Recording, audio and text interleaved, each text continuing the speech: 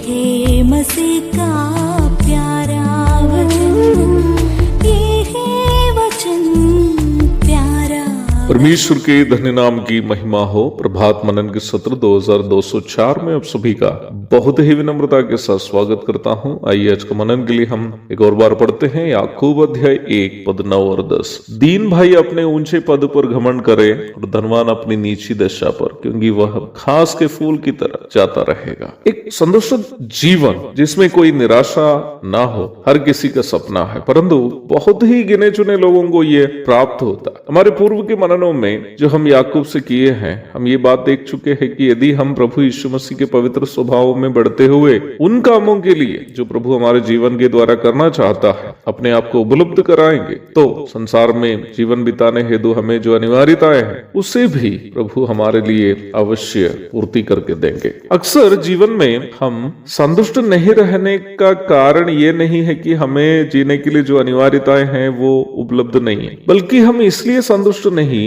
है कि हमें दूसरों के सामने घमंड दिखाने के लिए पर्याप्त मात्रा में नहीं है। वर्तमान समय में मनुष्य बहुत कुछ जो करते हैं अपनी अनिवार्यताओं की पूर्ति के लिए नहीं है, बल्कि दूसरों के सामने अपना घमंड दिखाने के लिए है। भोजन, वस्त्र धारण, रहन सहन की सुविधा आदि अनिवार्य क्षेत्रों में भी मनुष्य करने वाले ज्यादातर काम अपनी अनिवार्यता की पूर्ति नहीं है, बल्कि दिखावा है। दूसरों के सामने अपना घमंड दिखाने के उद्देश्य से जीवन बिताने वाला कोई भी व्यक्ति कभी भी संतुष्टि के साथ अपना जीवन का निर्वाह नहीं कर पाएंगे। हम अक्सर इस बात से अनजान है कि परमेश्वर हमारी अर्थात उद्धार प्राप्त विश्वासियों की अनिवार्यताओं की पूर्ति के लिए अवश्य प्रदान करता है, न कि घमंड दिखाने के लिए। जो अधिक राशि हमारे पास बचा रहता है प्रभु इसलिए हमें दिया है कि हम उस अधिक राशि को विश्वासयोग्यता के साथ जरूरतमंदों की आवश्यकता के लिए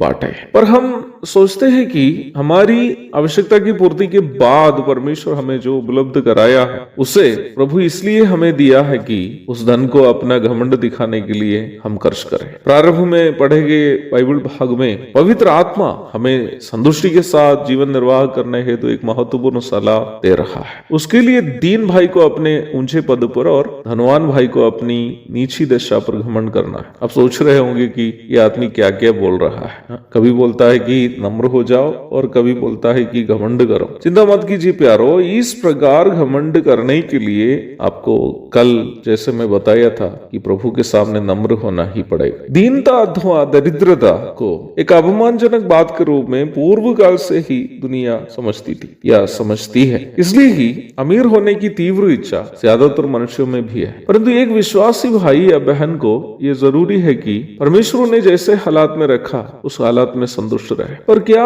ये संभव है कि अनिवार्यता के लिए मात्र वस्त्र और पेट भरने के लिए मात्र भोजन और विश्वास करने के लिए मात्र घर से हम संतुष्ट रहे? आमतौर पर अधिकांश मनुष्य तब संतुष्ट रहते हैं जब अनिवार्यता से अधिक वस्त्र, फेंकने के लिए भोजन, दिखाने लायक घर और बैंक में जमा रखने के लिए भी धन उपलब्ध हो। पर बाइबल कहती है कि दीन अपने ऊंचे पद पर घमंड करे। जैसे एक उद्धार प्राप्त विश्वासी के पास केवल अनिवार्यता के लिए ही चीज हो, वो अपनी आत्मिक पद पर घमंड करना चाहिए। वो ये सोचकर निराश ना हो कि हमारे पास दूसरों को जो है खुश रखने के लिए नहीं है, बल्कि ये सोचकर गर्व महसूस करे कि हम कितने बड़े आत्मिक पद पर हैं। यद्यपि अपने पास बहुत ज्यादा धन संपत्ति ना भी हो, मैं स्वर्ग के परमेश्वर की संतान हूँ। हमारे प्रभु यीशु मसीह संसार में एक गरीब का जीवन बिताया था, परंतु वो अपने गरीबी के कारण निराश नहीं था, बल्कि परमेश्वर के पुत्र के रूप में पिता की संगति में वो